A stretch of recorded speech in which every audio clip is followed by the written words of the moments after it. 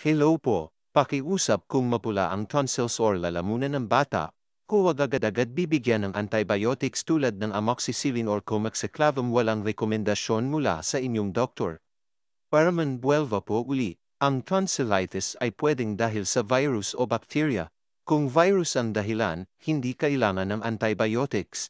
Iwasan magbigay ng antibiotics dahil ito ay gumana sa anak ng kapitbahay, kaibigan, kamarites etc. Iba-iba ang bawat kaso ng mapula na lalamunan o tonsils. Huwag din ibigay ang antibiotics dahil ito din yung nireseta sa anak ko dati. Baka ibang kaso na yung ngayon compared sa dati.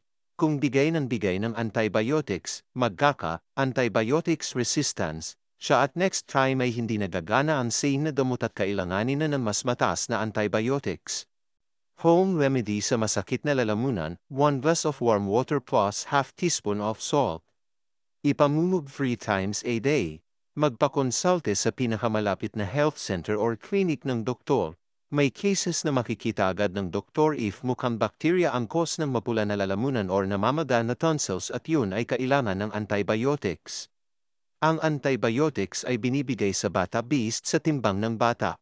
Ingat po palagi. God bless po.